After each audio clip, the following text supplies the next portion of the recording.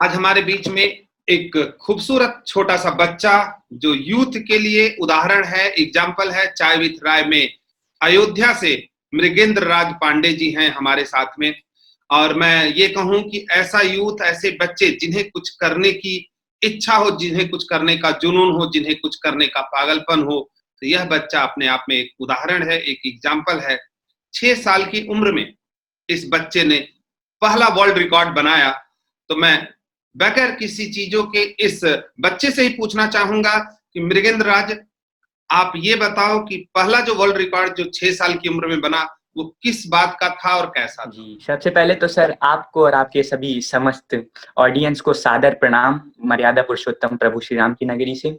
और ये जो मेरा पहला वर्ल्ड रिकॉर्ड रजिस्टर हुआ था सर, ये दरअसल मैंने अभी तक 250 पुस्तकों की रचना की है। तो जो मेरी प्रथम पुस्तक प्रकाशित हुई थी वह एक काव्य संग्रह थी, उद्भव। तो उसमें मेरी 6 वर्ष की आयु तक मैंने जितनी कविताएं लिखी थी उसका संकलन था। तो वो सभी कविताओं का संकलन करके मैंने एक पुस्तक प्रकाशित करवाई उद्भव नाम से। तो उस पर मेरा ये प्रथम world record youngest poet of the world का रजिस्टर हुआ था लगभग 6 वर्ष की आयु में। मृगेंद्र, मैं पूछना चाहूंगा कि ये कहाँ से अंदर भाव आया या कहाँ से अंदर जज्बा आया कि अब 6 साल की उम्र में तो बच्चे यहाँ रोते हैं, मिट्टी में लौटते हैं, और तुम 6 ईयर के एज में वर्ल्ड रिकॉर्ड बना रहे हो और 250 मतलब कविताओं का संग्रह करके उद्भव नामक काव्य संग्रह कर रहे हो। ये कहाँ से दिमाग में आया? सर दरअसल शुरुआती दौर में जैसा मैंने बताया, पहले मैं कविताएं लिखा करता था, फिर उसके बाद पुस्तकें लिखना चालू किया। तो इसी के बाद पुस्तक का लेखन करने का आइडिया आया। फिर इसके बाद इसको कंटिन्यू करता गया। बाकी प्रभु श्री राम की कृपा है, जैसा कहा गया है, बाबा रविन्द्रनाथ टैगोर भी कहते हैं कि तुम ही कराते हो अपना गान, व्यर्थ में पाता हूँ मैं मान। तो बस वही प्रयासरत रहता हूँ सर, इसी प्रकार से। हाँ मृगेंद्र, जो उद्भव आप काव्य संग्रह किए थे, कविताओं का जो संग्रह हुआ था, उसकी एकाध कविता के एकाध दो लाइन जो आपको लगती है कि वैसे तो पूरी कविताएं अच्छी हैं, लेकिन उसमें जो आपको बहुत अच्छी लगती हैं, एक दो लाइन मैं चाहूंगा कि आप बताओ। जी, क्योंकि समय तो सब थोड़ा लिमिटेड ही है। तो एक रचना उसमें जो मैंने लिखी थी आम आदमी पर, कि आम आदमी की जीवन शैली क्या है, आम आदमी क्या है, वह मैं पूरी रचना ही सुना देता हूँ सर। कुछ यूं लिखा था उसको कि ऊबड़ खाबड़ धरातल जैसे गाल, ओले से झुलसी हुई फसल के जैसे बाल, और 25-30 की उम्र में 60-70 जैसी चाल, ये है देश का आम आदमी। कटहल के छिलके जैसा चमड़ा और सूखे हुए पीपल के पत्ते जैसा पहने हुए कपड़ा, टिमटिमाती रोशनी में लगाए ऐनक छोटी, और जिसके कांच हैं बहुत ही मोटी, ये है देश का आम आदमी। शिक्षा चिकित्सा या हो बेटी की शादी का खर्च, शिक्षा चिकित्सा या हो बेटी की शादी का खर्च इसके लिए बेच देता है खेती, खेती की उपज, या फिर लेता है कर्ज, और किश्तों में गाड़ी और मकान, जिसको किश्तें भी ना मिलना हो आसान, ये है देश का आम आदमी, यही है देश का आम आदमी। क्या बात है मृगेंद्र, है ना? 6 साल की उम्र में तो शायद मैं सोचता हूँ कि इतना अच्छा, इतना खूबसूरत तो लोग 60 साल में नहीं सोच पाते हैं। जो 6 ईयर के एज में आप इतनी अच्छी कविता आप सुनाए, मैं खुद ही यह भूल गया कि मैं चाय विथ राय में बैठा हूँ या मृगेंद्र से बात करने बैठा हूँ या कहाँ बैठा हूँ। मृगेंद्र, मैं दूसरे आपके वर्ल्ड रिकॉर्ड की तरफ आता हूँ। दूसरा वर्ल्ड रिकॉर्ड कैसे बना था? सर जो द्वितीय वर्ल्ड रिकॉर्ड वह मेरा दर्ज हुआ था, वह था youngest multi dimensional writer of the world का। तो उसमें था कि मैंने 9 अलग अलग विषयों पर पुस्तकों की रचना की थी सर, जिसमें से नदी प्रदूषण पर पुस्तकें थी, और काव्य संग्रह जैसे मैंने कि बताया ही, और उपन्यास लिखा था। और साथ ही साथ मैं सर ऐसी विशिष्ट शख्सियतों की जीवनियां भी लिखता रहता हूँ, जो आप जानते ही हैं सर। तो जीवनियों उसमें कुछ चुनिंदा जीवनियां भी थी, बायोग्राफीज। तो उसको संकलित करके एक मेरा जो दूसरा वर्ल्ड रिकॉर्ड था, वो 9 अलग अलग विषयों पे पुस्तकें लिखने का, यंगेस्ट मल्टी डायमेंशनल नाम से। उसमें प्रदूषण के ऊपर भी, नदियों के कुछ प्रदूषण के ऊपर लिखे, तो उसमें एक आध दो लाइन आप प्रकाश डालोगे कि क्या था वो? जी, दरअसल वो विषय पर क्योंकि बहुत बहुत इच्छा हुई थी सर कि हमारे जो भारत की नदियाँ हैं, इतना रिच कल्चर है, क्योंकि कहीं न कहीं नदियों का बहुत महत्वपूर्ण योगदान रहा है हमारे देश में। इसी वजह से मैंने उस पर लिखना मुनासिब समझा, तो बस एक छोटा-सा प्रयास मात्र किया था। उसमें कि कैसे नदियों की क्या दशा है, उसके लिए काफ़ी भ्रमण करना पड़ा। नदियों को साक्षात देखना पड़ा कि कैसे इसमें गंदगी क्या हो रही है, साफ-सफाई कैसे हो रही है। तो वो सब उसी को बस शब्दों के रूप में उकेरने का प्रयास किया था सर। उस पुस्तक में और फिर उसके बाद धीरे-धीरे तीसरा जो बना वो था youngest to author on most characters जो था मतलब सबसे सभी से अधिक शख्सियतों पर पुस्तकें लिखने का बायोग्राफीज़। तो उसमें 53 बायोग्राफीज़ मैंने लिखी थी सर, जो अलग-अलग शख्सियतों पे जो अपने क्षेत्र में अच्छे-अच्छे कार्य कर रहे हैं, सराहनीय कार्य। तो उसमें रतन टाटा जी की लिखी थी, वीके बिरला सर की लिखी थी, अनूप जलोटा साहब की लिखी थी। इसी प्रकार से बायोग्राफीज़ लिखता रहता हूँ। और फिर अभी हाल ही में सर 2 वर्ल्ड रिकॉर्ड अभी पिछले 2-3 वर्षों में बने हैं। वो था दरअसल क्या था कि रामायण के 51 पात्रों पे मैंने बस लिखने का छोटा-सा प्रयास किया था। एक जो 5वां वर्ल्ड रिकॉर्ड मेरा रजिस्टर हुआ था, वो रामायण के अलग-अलग 51 पात्रों पे पुस्तकें लिखने का छोटा-सा प्रयास था। उसमें से जैसे कि प्रभु श्री राम, मर्यादा पुरुषोत्तम प्रभु श्री राम को तो सभी जानते हैं, माँ सीता को सभी जानते हैं, अलौकिक सत्ता हमारी सभी जानते हैं इन लोगों को। किंतु जो छोटे-छोटे पात्र हैं जिनका अहम योगदान तो बहुत है, लेकिन उनका बहुत बहुत कम जगह अंश मिलता है, उनके बारे में लोग जानते ही नहीं हैं। तो उस पर एक प्रकाश डालने का एक छोटा-सा काम किया था और जो आखिरी अभी छठा वर्ल्ड रिकॉर्ड रजिस्टर हुआ था, वो था सबसे अधिक महिला क्रांतिकारियों पे, हमारे भारत की महिला क्रांतिकारियों पे पुस्तकें लिखने का, 40 पुस्तकें लिखी थी। तो उसमें भी मैंने एक प्रयास किया था, तो ताकि हमारा देश की जो महिला क्रांतिकारी हैं, उनके बारे में देश जान सके, उनके योगदान को जान सकें। क्योंकि आज हम फ्री होके अपने राज्य में बैठे हैं, अपने देश में बैठे हैं, तो ये उन्हीं सब का योगदान है। जितना पुरुषों का योगदान रहा है, उतना ही महिलाओं का भी योगदान रहा है। आज हम सब वुमेन एम्पावरमेंट की बात तो करते हैं, लेकिन उसपे अपना कोई कंट्रीब्यूशन नहीं देखता है कि हमने इस क्षेत्र में क्या किया। तो इसीलिए बस एक छोटा-सा ये प्रयास किया था, महिला क्रांतिकारियों पे पुस्तकें लिखने का। मृगेंद्र, मैं ये बोलूंगा ये छोटा सा प्रयास नहीं था, ये छोटे बच्चे द्वारा किया हुआ बहुत बड़ा प्रयास था। ये हर बात में आप जो जोड़ रहे हो कि छोटा सा प्रयास, वहां मैं ये सोचता हूं कि अगर मैं चाय विथ राय की चर्चा में या यूथ को बताऊंगा तो मैं ये कहूंगा कि 6 साल के बच्चे से लेकर 14 साल तक की उम्र तक पहुंचते हुए इस छोटे से बच्चे का बहुत बड़ा प्रयास था। तो रतन टाटा के बारे में लिख रहे हैं, तो रतन टाटा की कौन सी एक आध दो चीजें जो आपको बहुत ज्यादा पसंद आई थी? जी, कैसे उन्होंने अपने इस सेक्टर में कैसे इतना प्रगति की, छोटे से रह के कितना ज़्यादा अच्छे-अच्छे कार्य किए, उस पर क्योंकि मेरा मानना ये है सभी आम जनमानस में चाहे कोई व्यक्ति अति प्रसिद्ध हो और अभी प्रसिद्ध होने के मार्ग पर अग्रसर हो, तो दोनों पे लिखा जाना चाहिए। शुरुआत में मैं सिर्फ़ ऐसी ही शख्सियतों पे लिखता था, लेकिन फिर धीरे-धीरे मैंने और शख्सियतों पे लिखना शुरू किया।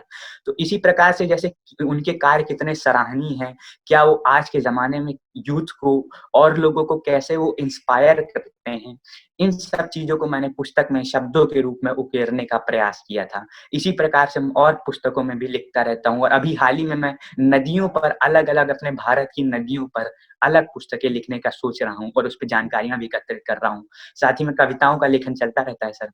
बाकी मैं तो बस प्रयास मात्र जैसा कि कहूँगा वही करता रहता हूँ, बाकी ऊपर वाले की कृपा रहती है, करहिं करावहीं भंजहि सोई, जा पर कृपा राम कह होई। तो बस प्रयास रहता है सर। मृगेंद्र, जो रामायण के 51 पात्रों के ऊपर आपने लिखा है, डेटा भी बड़ा अच्छा रखा है, 51 बड़ा वो माना जाता है, शुभ माना गया है। इस 51 पात्रों में ऐसे जो मुख्य एक दो पात्र हैं जो छोटा अंश जिनका दिया हुआ है लेकिन बड़े प्रसिद्ध हैं, बड़ा अच्छा काम किया, ऐसे कोई एक दो पात्रों का नाम आप बताओ या उनको बारे में बताओ। जी, जी, बिल्कुल सर, जैसे प्रभु श्री राम तो मैंने बताया सभी जानते हैं, हनुमान जी को सभी जानते हैं। हनुमान जी के लेकिन जो सुपुत्र जी थे, माना जाता है कि हनुमान जी विवाह नहीं किए थे, किंतु हनुमान जी का एक पुत्र था, इसके पीछे लंबी घटनाक्रम है। तो मकरध्वज नाम था उनका, उनका बहुत योगदान था जब अहिरावण से राम जी को और लक्ष्मण जी को छुड़ाने गए थे प्रभु हनुमान जी, तो मकरध्वज वहीं पे पहरेदारी कर रहा था। वो दोनों अनजान थे कि ये मेरे पिता हैं और ये मेरा पुत्र है। तब फिर बाद में वहाँ पता चला कि मकरध्वज उनके सुपुत्र हैं प्रभु हनुमान जी के। और इसी प्रकार नल नील का कितना विशिष्ट योगदान रहा है और अंगद जी का कितना विशिष्ट योगदान रहा है, इन सबको तो हम सभी जानते हैं। ऐसे कई अलग-अलग 51 पात्रों पे लिखने का मैं सुअवसर मिला था सर। और ऐसी-ऐसी जानकारियाँ भी, जैसा मैंने बताया कि अधिक बहुत अच्छी-अच्छी जानकारियाँ जानने को मिली कि कैसे इन लोगों का अपने उस समय क्या योगदान था प्रभु श्री राम के जीवन में। और आज के समाज में कहीं न कहीं हम लोग अपना इतना मतलब इतना व्यस्त हो गए हैं अपने समाज में कि इन सब पे विषयों पे दृष्टि अपने डालने का समय ही नहीं रहता है। जैसे कि आज का समाज क्या हो गया दरअसल सर, कि दौड़ने के बजाय उड़ना चाहते हैं लोग, चलने के बजाय दौड़ना चाहते हैं और दौड़ने के बजाय उड़ना चाहते हैं। तो इसी वजह से हम लोग के पास समय ही नहीं रहता कि ऐसे विषयों पे हम कार्य कर सकें। बस खाली अपनी डेली दिनचर्या के अनुसार हम लोग चलते हैं। तो इन सब पे दृष्टि डालनी चाहिए, हमें इस पे थोड़ा-सा ध्यान देना चाहिए ताकि अपनी संस्कृति के बारे में जान सकें। इसी प्रकार से बस इसी सब चीज़ों को कि उस ज़माने में क्या घटित हुआ था, उसको कंपेयर करते हुए आज की स्टडी से यदि हम मर्यादा पुरुषोत्तम प्रभु श्री राम के 1% भी कर्मों को फॉलो कर लें, तो आज वापस से पुनः राम राज्य स्थापित किया जा सकता है। कोई बड़ी बात नहीं है। प्रभु श्री राम ने जो आदर्शों का पालन करने दिखा गए थे, बस उनके पद चिन्हों पे थोड़ा-सा भी हम चल लें, तो आज वापस पुनः राम राज्य जीवित हो जाएगा। जो हमारे आज के समाज में पहले क्या था कि रावण पहले थे, अब आज के समाज में जो बुरी घटनाक्रम घटते हैं, महिलाओं के खिलाफ जो दुर्व्यवहार किया जाता है, भ्रष्टाचार हो रहा है, आज का रावण आज के समाज में यही रावण है। जो दसों दिशाओं में जो व्याप्त दुष्ट प्रवृत्तियां हैं, यही रावण है। तो बस जैसा कि कहा गया है, रावणस्य मरणः रामा, अर्थात जब राम की शरण हम ले लेते हैं तो रावण अपने आप मर जाता है। इसी प्रकार से आज हम अगर राम की शरण ले लें, अच्छे-अच्छे कार्यों की शरण ले लें, तो अपने आप ये दुष्ट प्रवृत्तियां मर जाएँगी। बस यही सब चीज़ों को लिखने का प्रयास किया था सर। मृगेंद्र, इन सब चीज़ों के साथ अपने स्कूल की पढ़ाई को आप कैसे मैनेज करते हो? पढ़ना भी है साथ में, मुझे ऐसा लग रहा है मैंने आपको इंग्लिश बड़ी अच्छी बोलते हुए सुना है, मैंने आपको अवार्ड लेते हुए सुना है, दूसरे लोगों से इंटरव्यू लेते हुए सुना है। आज हिंदी भी, मैं तो खुद आपके साथ बैठा हूँ, मुझे बड़ा मतलब अलग फ़ील हो रहा है कि मैं उतनी अच्छी हिंदी भी नहीं बोल सकता। आप संस्कृत के श्लोक भी बोल रहे हो, कविता भी बता रहे हो, तो पढ़ाई को कैसे मैनेज करते हो? क्योंकि आपके द्वारा दी हुई बातें यूथ के लिए बहुत इम्पोर्टेंट होंगी। जी, क्योंकि सर दरअसल ये सवाल प्रमुखतः सभी लोग पूछते हैं कि पुस्तकों की रचना के दौरान अध्ययन कैसे मैनेज करते हो? तो इसके लिए सर दरअसल जब मुझे लगता है कि हाँ, इस विषय पर लिखा जाना चाहिए, या विषय अभी समाज की दृष्टि में आना चाहिए, विषय पर लिखा जाना चाहिए, तो मैं थोड़ा-सा समय निकाल के उसमें से अपने डेली शेड्यूल से थोड़ा-सा समय निकाल के लेखन की ओर अपना समय देता हूँ। और फिर ज़्यादातर रात का समय थोड़ा शांति भरा माहौल रहता है हर तरफ, इसी वजह से रात में भी लेखन जारी अपना रखता हूँ। अन्यथा इसी प्रकार से दोनों मैनेज करके चलना पड़ता है, क्योंकि सर स्कूल की पढ़ाई इधर तो ख़ैर यह महामारी की वजह से स्कूल बंद ही है, तो इसलिए पूरा समय मिल जा रहा है लेखन के लिए। किंतु पहले जब स्कूल चलता था तब उसके दौरान सर पुस्तकों का लेखन भी जारी रहता था साइड बाय साइड, और स्कूल भी साइड बाय साइड चलता रहता था। तो मैनेज करके चलना पड़ता है, किंतु जब मुझे लगता है प्रमुखतः यह विषय ज़रूरी है, इसके बारे में थोड़ा-सा अपना इस पे दृष्टि डालनी चाहिए, इस वजह से इस विषय पर लिखता हूँ। आपने कहा कि आप क्रांतिकारी महिलाओं के ऊपर भी लिख रहे हैं, तो उसमें एक आध जी।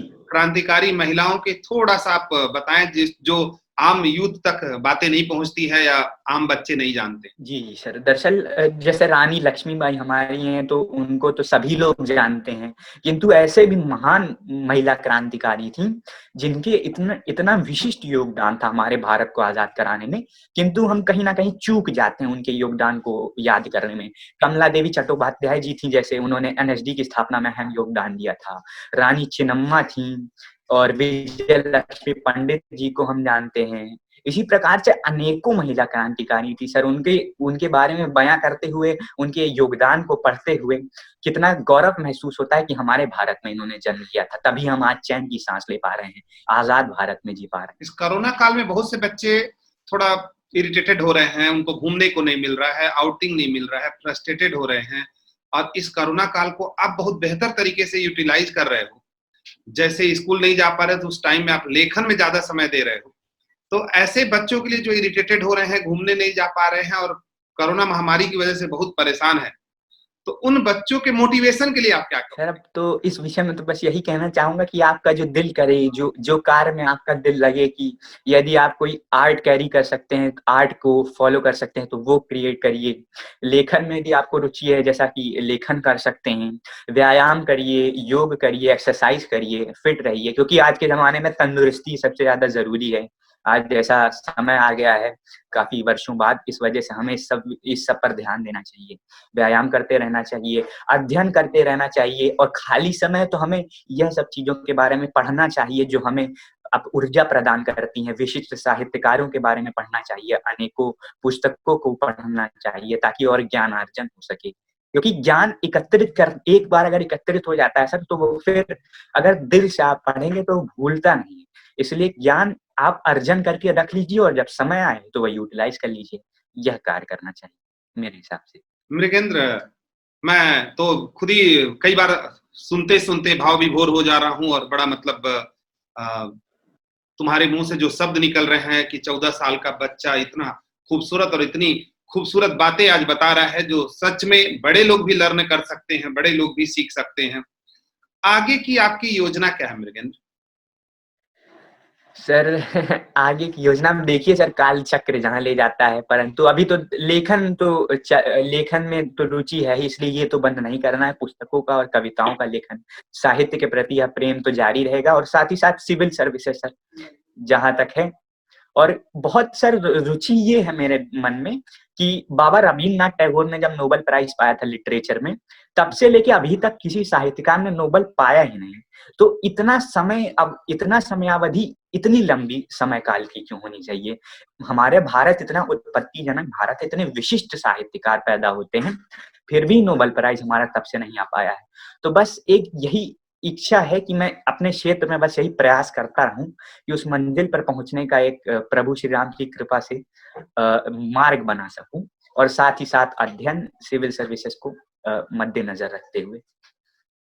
मृगेंद्र, मैं चाहूंगा कि एक आध और ऐसी कविता आप जो आपके द्वारा लिखी गई है और हमारी मतलब यूथ या यंगस्टर या बाकी लोग को प्रभावित करे, ऐसी कोई एक आध कविता की 2-4 लाइनें आप दोहराएं। जी, तो सर पूरी कविता ही दोहरा देता हूँ।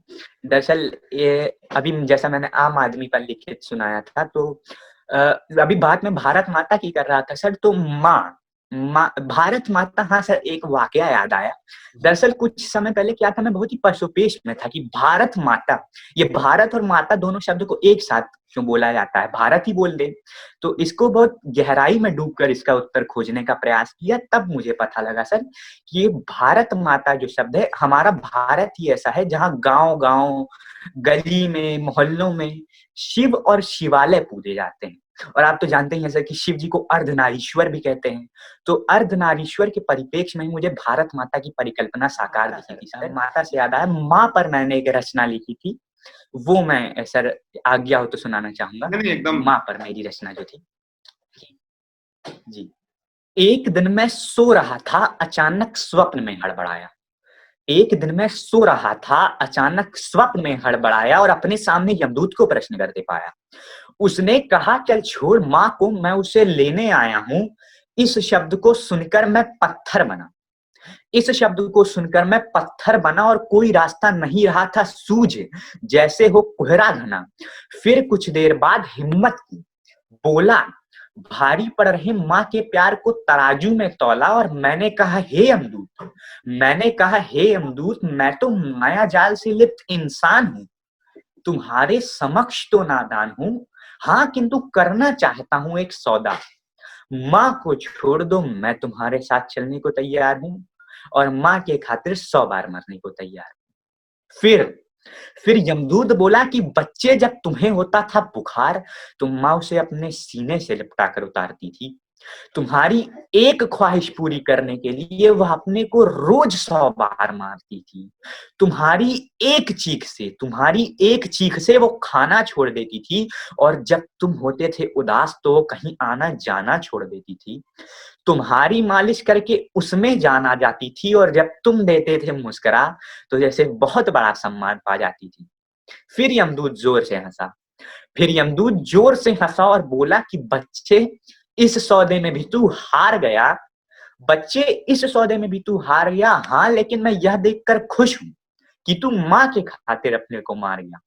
रे भोले, किसी भी बच्चे को कोई यमदूत नहीं ले जा सकता जब तक उसके सर पर है माँ के आंचल का साया।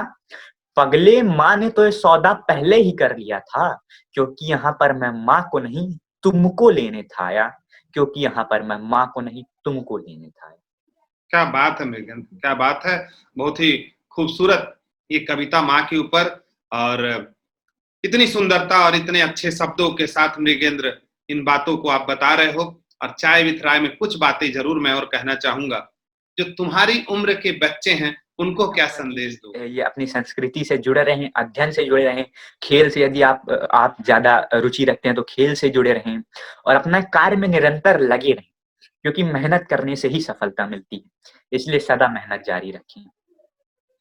अगर जो आज का परिप्रेक्ष्य है, बच्चा थोड़ा पढ़ाई से हट रहा है, आप तो बार बार उस संस्कृति से जोड़ने की कोशिश कर रहे हो, तो जो यूथ आज कई अपनी चीजों से हट रहा है, उनको अगर सिंगल एक दो लाइन में बोलना हो तो क्या कहो?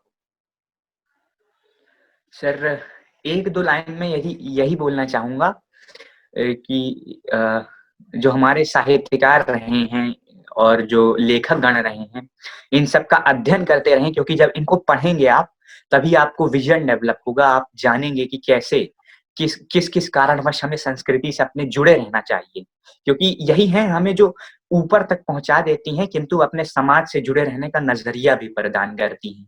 तभी हमारा पूरा राष्ट्र जो है, हमारी पूरी वो समाज है, ये एकजुट होकर रह पाएगा। इसी वजह से हमें इन सब से जुड़े रहना चाहिए, यही कहूंगा।